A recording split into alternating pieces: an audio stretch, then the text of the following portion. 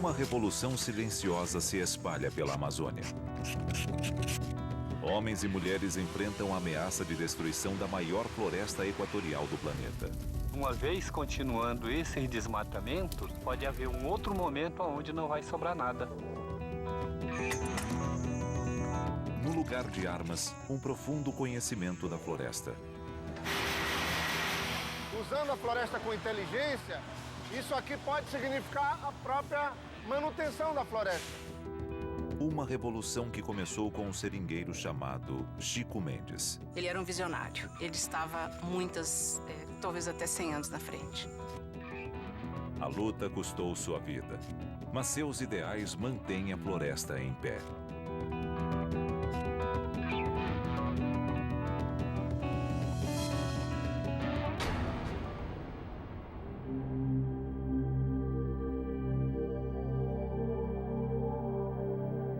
Quase 5 milhões de quilômetros quadrados, a Amazônia é a maior floresta equatorial do planeta.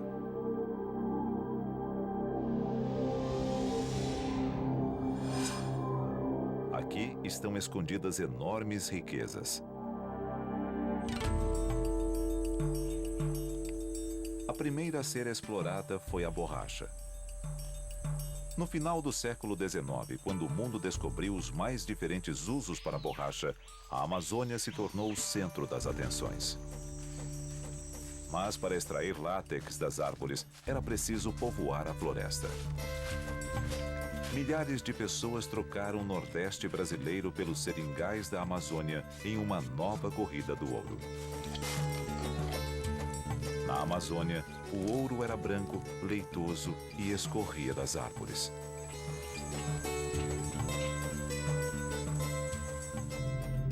O estado do Acre tinha se tornado um dos principais produtores de látex da Amazônia.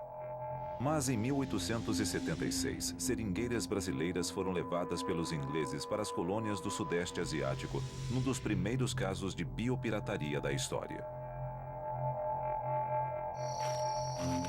Quando a borracha asiática chegou ao mercado em 1910, os preços do látex desabaram.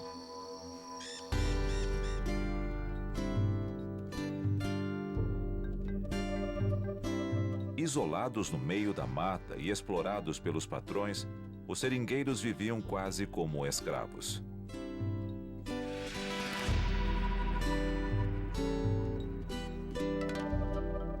Chico Mendes nasceu em 1944, num Acre miserável.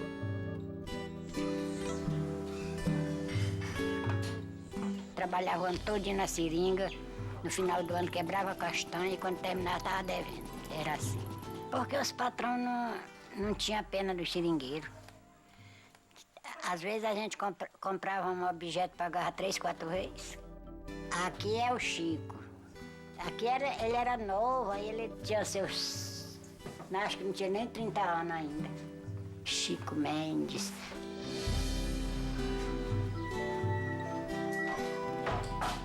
Antigamente, o senhor acredita que nem as crianças da gente não estudavam, porque só quem estudava era o filho do patrão, mais ninguém. Porque não tinha escola, o pobre não tinha poder de mandar educar um filho fora. Como seu pai, Chico virou seringueiro. Mas a chegada de um revolucionário comunista aos seringais do Acre iria mudar o destino de Chico Mendes. Seu nome era Euclides Távora.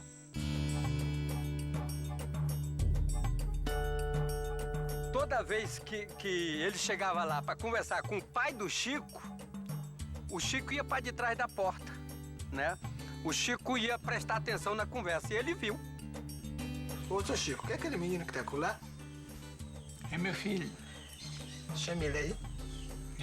Chamou o Chico uma vez para assistir. E daí para frente o Chico participava de toda a conversa. E o Chico se interessou. Você é o Chico Mendes, né? E aí ele acompanhava com o Euclides Távora um radinho portátil de 4 pilhas, né? Euclides ensinou Chico a ler e a entender o mundo ao seu redor. Trabalho de... Esses 3 anos serviu para que eu tivesse uma visão do que seria um movimento sindical, do que seria uma organização sindical, do que seria como se organizar os trabalhadores para uma determinada luta. E a floresta amazônica nunca mais foi a mesma. Hoje, o Acre é o quarto estado menos desmatado da Amazônia. Aqui, cerca de 85% de toda a cobertura florestal permanece preservada. Já no estado vizinho, Rondônia, 45% da floresta foi destruída. Mas nos anos 60 e 70, a pressão para devastar a floresta era enorme. Depois do golpe militar de 64, então começam a abrir as estradas, né? Foi justamente quando surgiu o latifúndio, né, que começou a criar os conflitos pela posse da terra. Poderosos fazendeiros começavam a tomar conta do Acre, e para eles, a Amazônia deveria ser povoada com milhões de cabeças de gado. As árvores atrapalhavam e precisavam ser eliminadas. A visão daqueles fazendeiros vindos do sul do país era um choque para os seringueiros que dependiam da floresta para sobreviver.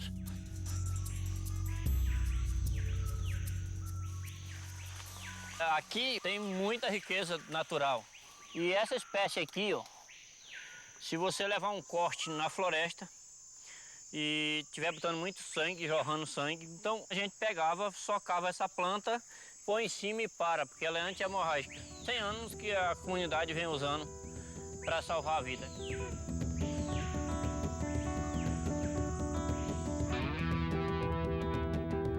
Para defender a sua visão da floresta, Chico Mendes estava disposto a enfrentar os fazendeiros. E essa luta iria cobrar o seu preço.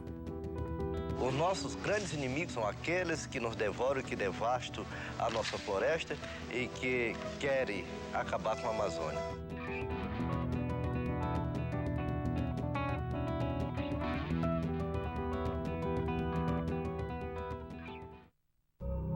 Década de 1970. No Brasil, os militares estavam no poder. E para eles, a floresta era um grande vazio que precisava ser ocupado. A solução: construir estradas e convidar fazendeiros a trocarem o lotado sul do país pela Amazônia. Os títulos eram vendidos para os fazendeiros como se a terra fosse apenas floresta, mas dentro dela viviam os seringueiros. Mas teve a expulsão violenta também, que foi a ida lá do pistoleiro, junto com a polícia, mandar ir embora. E aqueles que resistiam, botar os cacarecos no terreiro e tocar fogo na casa, que tinha que ir embora mesmo. Outros foram assassinados. Aqueles que se opunham colocavam a vida em risco. Chico Mendes era um deles. Se sozinhos não conseguiam resistir aos fazendeiros, Chico e seus companheiros criaram um movimento curioso, nascido no meio da floresta: o empate.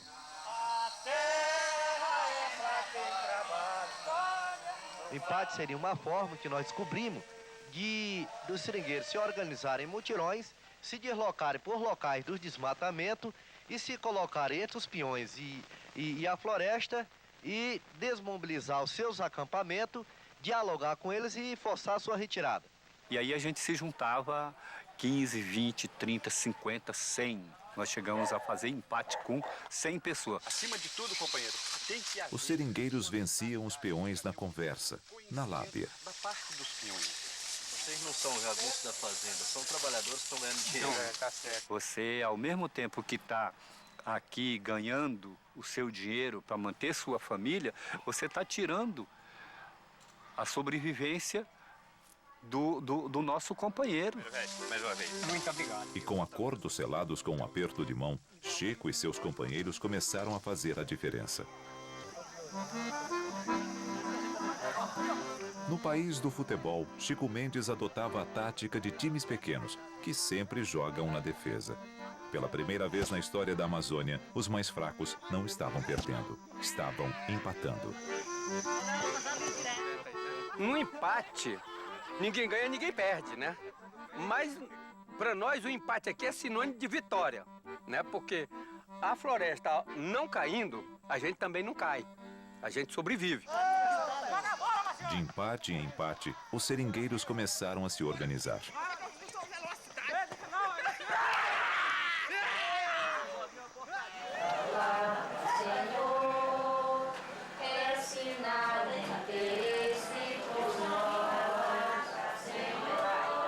A primeira instituição a dar apoio foi a igreja. Foi em torno das comunidades eclesiais de base que eles planejaram as primeiras ações. Da fé, mais vigoroso na fé. Em 1975, os seringueiros partiram para o ataque. Criaram os primeiros sindicatos de trabalhadores rurais. O primeiro da região nasceu em Brasileia, cidade a 234 quilômetros de Rio Branco, capital do Acre. Seu presidente era o Wilson Pinheiro.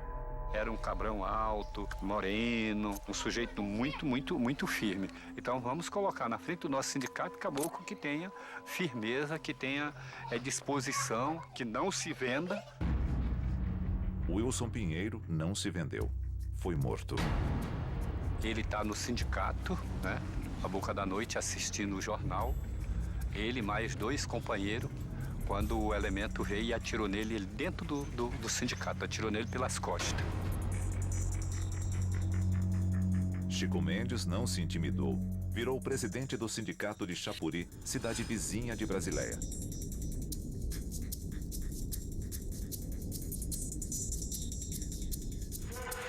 Cada vez mais exposto, Chico virou alvo dos fazendeiros. E até hoje, nós se arriscamos a própria vida em defesa da comunidade chapurense. Foi nessa época que uma jovem antropóloga, que já tinha estudado a relação de trabalho entre seringueiros e patrões, voltou ao Acre. Quando eu conheci o Chico, ele me falou, olha, o que você precisa entender é que existem 2 tipos de seringueiros. Os seringueiros cativos, que foi o que você estudou, e os seringueiros libertos, que são os que vivem em Chapuri, os que estão fazendo os empates, defendendo a floresta. Lá não tem mais patrão. Lá nós estamos querendo, só que lá nós temos os paulistas que estão tentando derrubar a mata. E nós estamos defendendo a floresta. Você não quer vir conhecer essa realidade? À frente do sindicato de Chapuri, Chico Mendes começava a organizar uma cooperativa para lutar por um preço melhor para o látex. Mas quando nós começamos a discutir a cooperativa e como seria o futuro da cooperativa, eu comecei a perguntar, mas como que vocês vão administrar essa cooperativa se vocês não sabem ler e escrever? Marie percebeu que o analfabetismo era usado como forma de controlar os seringueiros. Mas Chico sabia que isso poderia ser mudado. A educação, para ele, era realmente um instrumento muito precioso. Eu acho que ele não tinha tido a ideia de que a educação podia ir lá para dentro da mata. Então surgiu o projeto Seringueiro, uma série de escolas que levavam o ensino para dentro da floresta. Quanto tempo, mulher? Tudo bom? Como vai? Tá boazinha? Olha aquele abraço.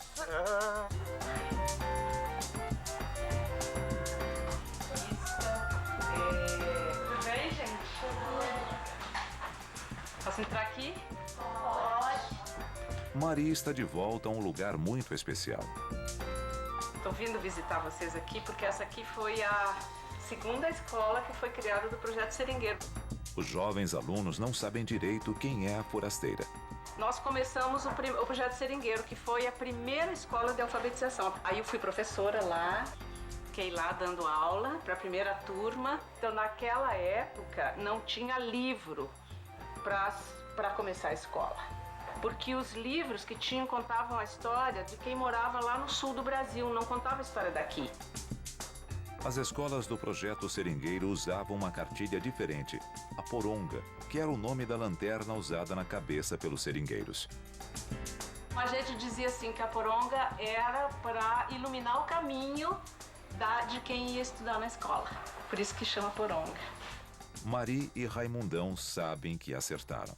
São hoje dezenas e dezenas de escolas que estão espalhadas nesse interior de Chapuri. Eu nunca pensei que eu ia chegar numa escola e encontrar assim tantos jovens nascidos aqui, estudando. Você achava que a gente ia conseguir isso, Raimundo? A gente tinha necessidade.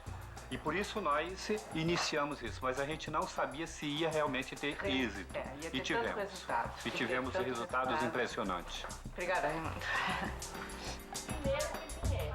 Para Chico Mendes, a educação era um meio de libertar os seringueiros. Aprender a ler e a fazer contas garantia acesso a um mundo mais justo.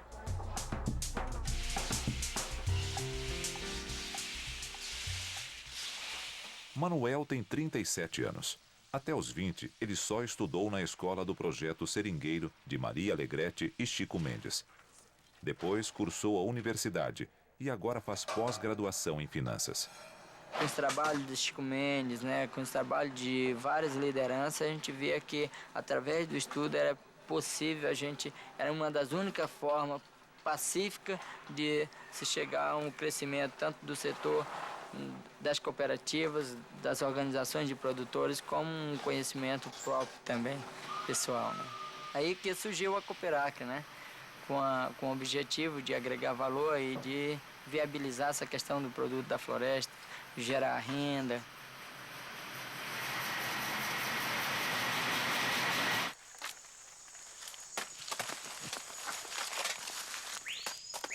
O fruto da castanheira, árvore símbolo da Amazônia, rende um bom dinheiro para as comunidades.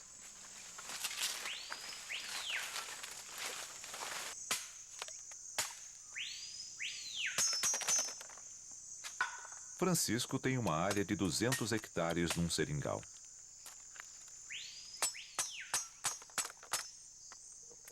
Produz 100 latas de castanha. Tem vezes que um ano dá 100, outro ano dá 80. Nunca é uma quantidade igual. Tem lata de castanha, a gente está faturando hoje R$ 1.700. Em 2008, a Cooperacre deve beneficiar 600 toneladas de castanha. Aqui você está vendo uma castanha da mesma forma que veio lá das comunidades. Aqui ela vai para ser descascada. Ela é descascada, processada, embalada e a gente vende ela sem a casca e desidratada. Com isso ela agrega valor. E a cooperativa quer explorar também outros produtos da floresta. Então a gente vai trabalhar com polpas de fruta, como açaí, abacaxi, cajá e outros produtos. Hoje, a Cooperacre prova que Chico Mendes estava certo em acreditar que manter a floresta em pé seria um bom negócio. Mas na década de 80, Chico era uma voz solitária. Suas ideias iam contra as propostas de desenvolvimento do governo e o lucrativo negócio dos fazendeiros. Cada vez mais, ele se via rodeado por inimigos. A disputa entre fazendeiros e seringueiros aumenta. A floresta está em chamas. A grande maioria das pessoas não percebe que elas estão diante de um perigo eminente. Nós vamos enfrentar um futuro muito negro aqui pela frente. Chico Mendes se candidata a deputado. Nós avaliamos que tinha chance de ganhar e que talvez isso pudesse proteger a vida dele.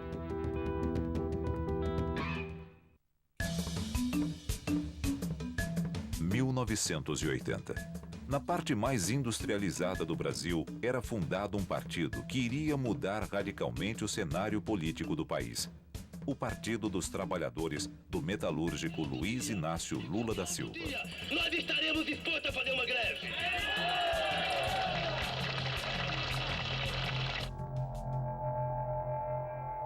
Longe de lá, na Amazônia, a guerra já estava declarada e a morte do sindicalista Wilson Pinheiro foi somente o primeiro recado.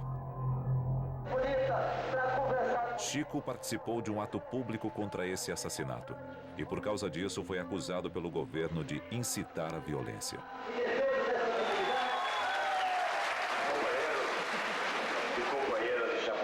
Quem também participou do protesto foi o metalúrgico Lula. Os dois se conheceram e no ano seguinte Chico Mendes ajudou a fundar o PT no Acre. Em 86, Chico Mendes tenta se eleger deputado estadual. Sua companheira de chapa era uma jovem chamada Marina Silva. Ele ia sair deputado estadual exatamente porque nós avaliamos que tinha chance de ganhar e que se ele ganhasse para ser deputado, ele já estava muito ameaçado, né, de morte, que talvez isso pudesse proteger a vida dele.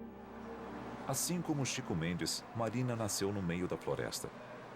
Sua incrível trajetória levaria os ideais dos seringueiros para o centro do poder do país. Em 2002, quando Lula foi eleito presidente, Marina foi escolhida ministra do Meio Ambiente. Atualmente, Marina ocupa o cargo de senadora do Acre e continua lutando pela sobrevivência da floresta e dos povos que a mantêm em pé. Adolescente, seu sonho era ser freira. E foi através delas que ouviu falar daquele líder comunitário pela primeira vez. E um dia eu estava na igreja e vi um cartaz assim, bem tímido, pálido, ao lado da sacristia. Curso de formação para lideranças rurais, com a presença de Clodovis Boff e Chico Mendes. Aí agora que eu vou entender essa história de comunismo. Chico Mendes tinha realmente referências revolucionárias. Escolheu para 2 de seus filhos nomes de guerra. Helenira homenageia uma guerrilheira morta no Araguaia. Sandino, o caçula, é inspirado no famoso revolucionário da Nicarágua, Augusto César Sandino. Ele tinha, assim, uma coisa diferente, que era uma reflexão muito acurada das coisas, né? Que geralmente as pessoas sempre tinham aquela mania de se conformar com a exploração. O Chico Mendes colocava uma perspectiva de que não precisava ser assim, e se é assim pode ser diferente, vai depender da gente.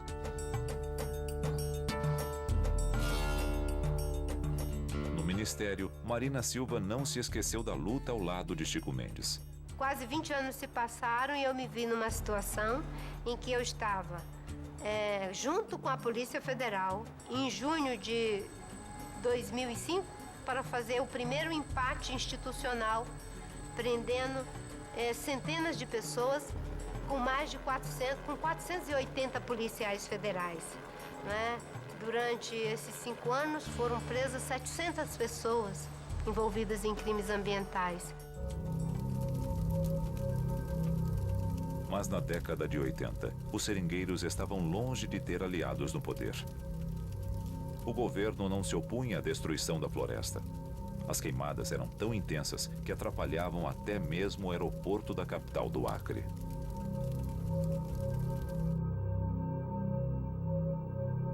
Dentro da floresta, Chico Mendes era um dos poucos que ousavam bater de frente com os madeireiros e pecuaristas. A grande maioria das pessoas que moram na cidade não estão preocupadas com essa situação. Elas não percebem que elas estão diante de um perigo eminente e que se não houver uma participação, uma preocupação de todo o segmento dessa sociedade, nós vamos enfrentar um futuro muito negro aqui pela frente.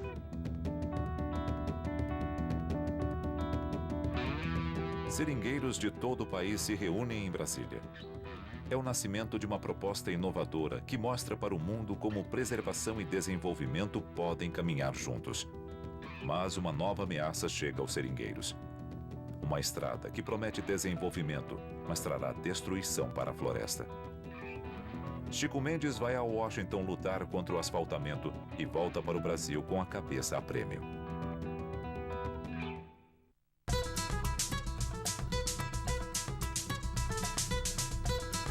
Em 1985, seringueiros de toda a Amazônia se reuniram pela primeira vez num evento histórico. O primeiro encontro nacional dos seringueiros, realizado na Universidade de Brasília. Nesse encontro foi consolidada a ideia que iria marcar a vida de Chico Mendes, o conceito de uma reserva extrativista. Eles diziam, os índios estão vivendo nas suas áreas. Nós também queremos viver nas nossas, mas nós não somos índios, então somos extrativistas, por isso surgiu o nome Reserva Extrativista. Inspirados nas terras indígenas, as reservas extrativistas seriam florestas protegidas que os seringueiros poderiam usar para tirar seu sustento. Nós queremos que essa área toda seja do Estado, seja pública e que a gente tenha concessão. Porque eles não têm o conceito de propriedade e nem o conceito de valor da terra, mas o conceito de valor da floresta. Tem que ser um pedaço grande, onde o igarapé passe pelo meio, onde as castanheiras estejam junto com a seringueira, senão ele não vive. Pela primeira vez, se rompia a ideia de que, para preservar a floresta, era preciso deixá-la intocada.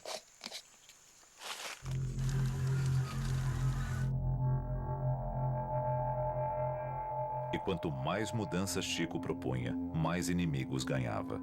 Nós temos inimigos poderosos pela frente, que é inimigos que detêm o poder do capital, do grande latifúndio, do sistema aí capitalista que domina esse país desde o seu descobrimento. Em 1987, 2 anos após o encontro dos seringueiros em Brasília, um problema o atormentava. O governo tinha anunciado a pavimentação de uma estrada que ligava Rio Branco, capital do Acre, a Porto Velho, capital do estado vizinho de Rondônia. O problema não era a estrada em si, mas toda a destruição para a floresta que isso causa. E o que Chico Mendes fez? Como a obra era financiada com dinheiro do Banco Interamericano de Desenvolvimento, ele foi até Miami participar de uma conferência que reuniu 3.000 pessoas. Banqueiros, políticos, executivos e um seringueiro. Não contente, foi depois a Washington, onde deixou uma carta para o presidente do banco. Nós achamos que a política... Chico Mendes, mesmo sem falar uma palavra em inglês, foi bem convincente. O banco retirou o financiamento e a estrada não foi asfaltada.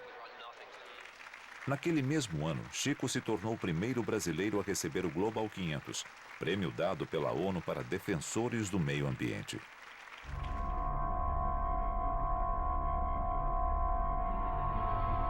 E quanto mais Chico avançava nas conquistas para manter a floresta em pé, mais risco ele corria.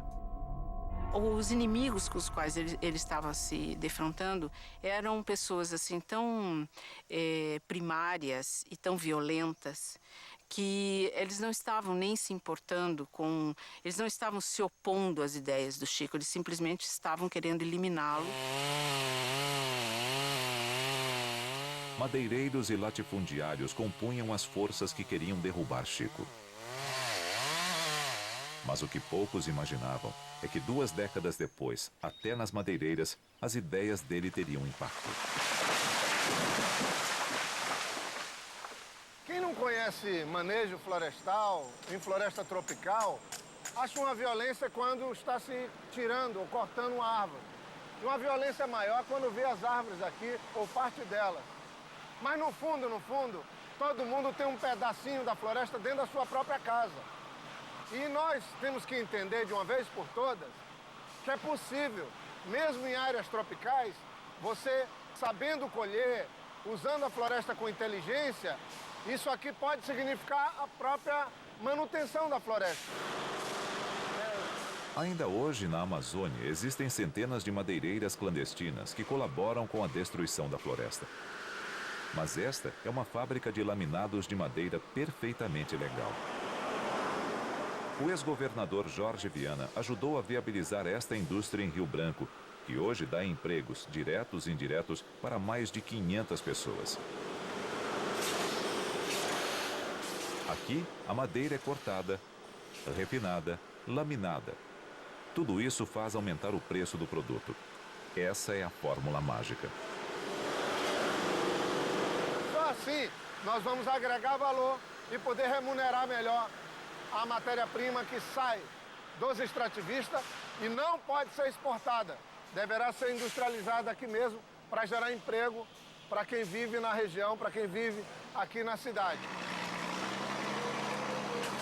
A madeira que abastece a fábrica sai de lugares como este.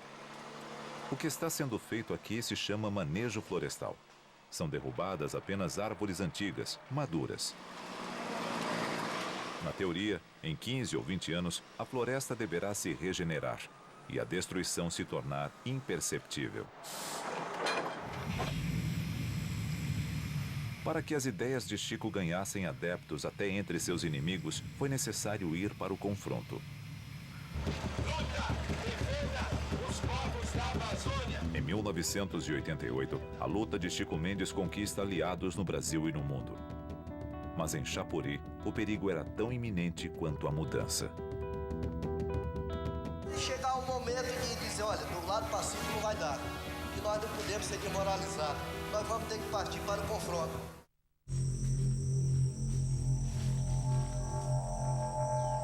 O ano é 1988. A tensão no Acre chega ao máximo. A tensão aqui naquele ano tinha sido terrível, aqui em Chapuri e no Acre. A tensão tinha sido, assim, esgotante para todos. Grandes fazendas de gado tomavam conta da região. Vai se chegar o momento de dizer, olha, do lado pacífico não vai dar. E nós não podemos ser desmoralizados. Nós vamos ter que partir para o confronto, consciente que alguém vai perder a vida. Chico também estava na mira. Assim mesmo? Naquele mesmo ano, os seringueiros conseguiram uma grande vitória. Foi decretada a desapropriação de terras para a criação de um projeto agroextrativista. A área escolhida foi a do emblemático Seringal Cachoeira, lar da família de Chico Mendes até os dias de hoje. Mas a conquista acirrou ainda mais os ânimos no Acre. Os pecuaristas ficaram indignados, principalmente Darli Alves, que teve parte de suas terras desapropriadas. Ele chegou a ter de 25 a 30 pistoleiros na fazenda ali, naquela área ali. E esses caras estavam sempre lá em Chapuri, estavam andando pela cidade, faziam questão de chegar assim de forma ostensiva, sempre em mais de um, nunca sozinho. E foi então que as ameaças se concretizaram. O primeiro a cair foi um jovem seringueiro. O Ivair Gino era aquele jovem que não tinha nenhuma inimizade, assim. Era um jovem, militante, mais um militante da Igreja Católica do que do sindicato. Ele tinha 26 anos, né, no dia que foi assassinado. Seria candidato a vereador pelo PT nas eleições de 88, em Chapuri. Ivair Gino foi assassinado em junho de 1988 com 8 tiros.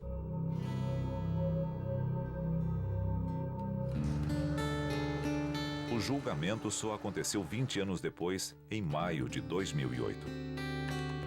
O condenado, Olossi Alves, não vai passar um único dia atrás das grades. O crime prescreveu.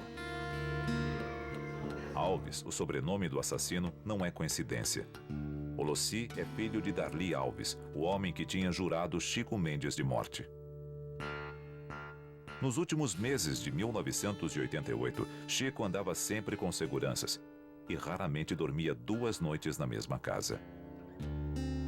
Sabia que pecuaristas tinham posto sua cabeça a prêmio.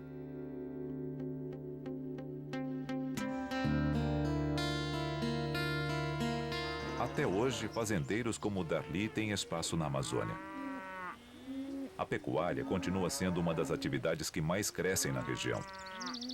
A floresta não consegue competir, principalmente com a pecuária. Não existe valor na floresta em pé.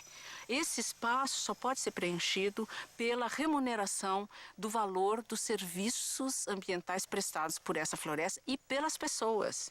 Porque a floresta ela não está mantida assim, sozinha, ela é protegida pelas pessoas. Quando um seringueiro, um castanheiro abre um pique de castanha ou uma estrada de seringa, ele está protegendo, ele está fazendo o manejo daquela floresta.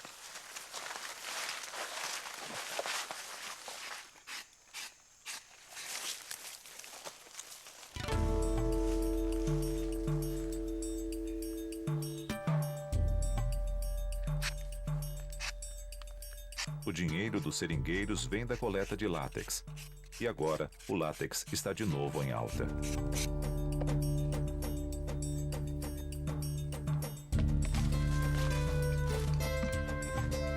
O recente aumento na produção de borracha não é por acaso. Desde abril de 2008, funciona em Chapuri uma fábrica de produção de preservativos que recebe látex de mais de 500 famílias de seringueiros.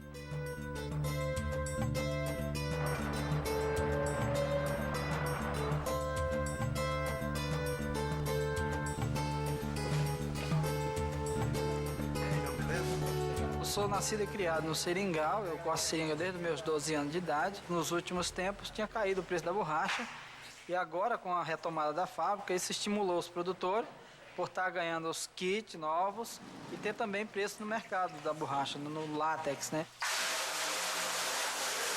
A matéria-prima é 100% local. A fábrica representa uma vida melhor para milhares de pessoas. A melhoria é visível, né? Dinheiro hoje se circula na mão dos seringueiros, né? Com a fábrica. Antes é muito difícil de se ver dinheiro no seringal.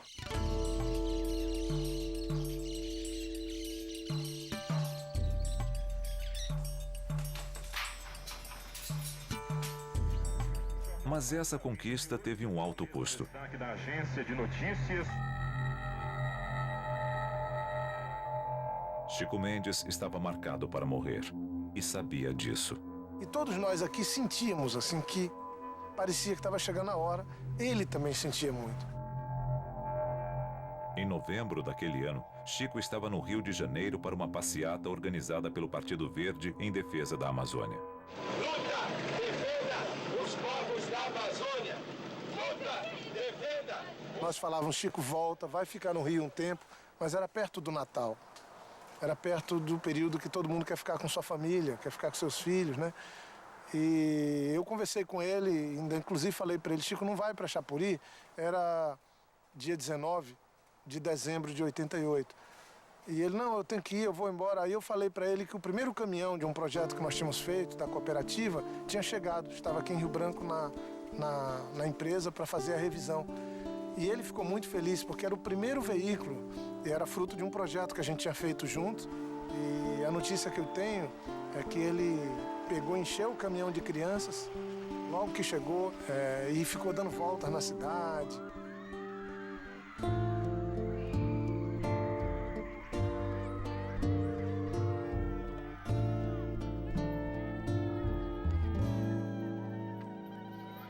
E ele mostrando o caminhão à cidade, porque era um sonho para os trabalhadores ter um caminhão para escoar suas produções, né? Chico dormiu feliz com um caminhão novo, mas não sabia que aquele seria seu único passeio. Eu tinha estado 2 dias antes com ele e tinha ficado conversando muito tempo com ele. Ele disse, Raimundo, o clima está pesado.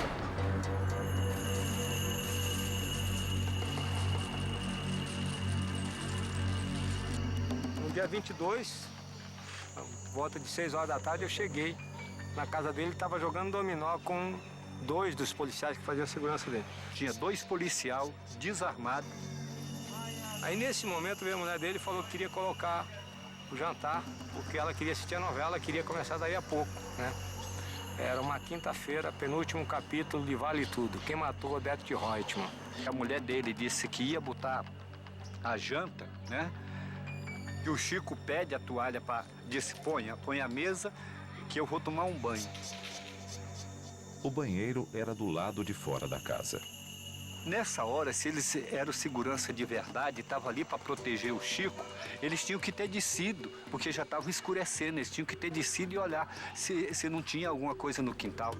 O Chico entrou no quarto, pegou a lanterna, chegou quando empurrou a porta, que focou. O Gomercino, que é um amigo nosso, ligou para mim, ligou para o Binho, nós éramos poucos amigos.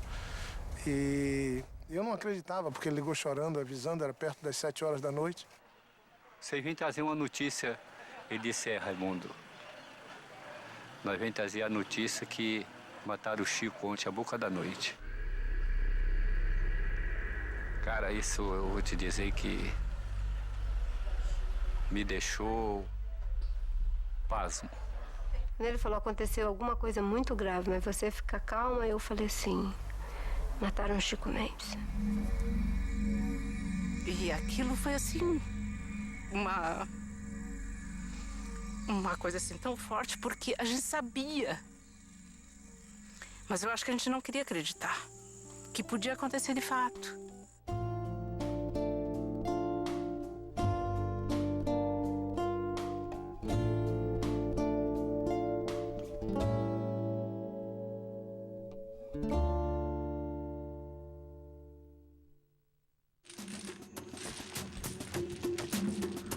Chapuri, 22 de dezembro de 1988. O líder seringueiro Chico Mendes é assassinado em sua casa.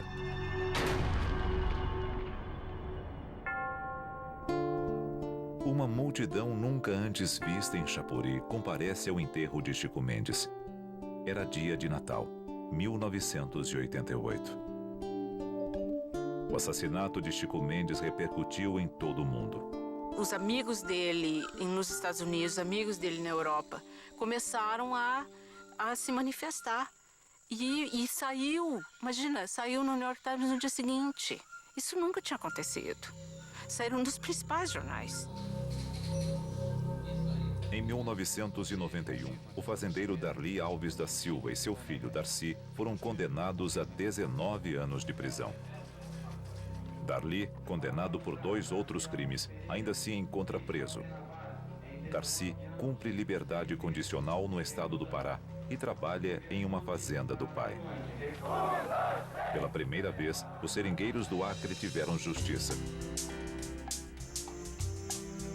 Menos de 2 anos após a morte de Chico Mendes, o movimento dos seringueiros deu um grande passo. Em 90, 3 dias antes de deixar o governo, o presidente Sarney assinou um decreto criando a reserva extrativista. E ele criou o decreto e, ao mesmo tempo, as primeiras 4 reservas. A reserva que homenageia Chico Mendes é a maior reserva extrativista do Acre, com quase 1 milhão de hectares. Hoje, existem outras 55 reservas extrativistas espalhadas pelo Brasil. Somadas, elas têm uma área superior à de Portugal. Chamados muitas vezes de guerrilheiros, Chico Mendes e os seringueiros do Acre mostraram como é possível guerrear sem armas. Nós estamos vencendo essa luta e se a gente conseguir vencer, será a vitória grande do Chico Mendes. A vitória da vida, e não da morte. Quando ele definia o futuro para a floresta, ele acreditava no que ele estava dizendo, embora todas as pessoas achassem que ele era fora do seu tempo. E ele era fora do seu tempo, mas ele estava talvez até 100 anos na frente. Eu trocaria tudo que a gente conquistou ao longo desse tempo, as reservas extrativistas, tudo que a gente tem, pelo Chico vivo. Porque eu acho que se ele estivesse vivo, a gente teria tudo isso e mais um pouco. Jamais aparecerá outro a substituir ele, porque ele tinha uma carisma muito grande. E por isso mesmo faz muita falta mesmo. É isso, companheiros.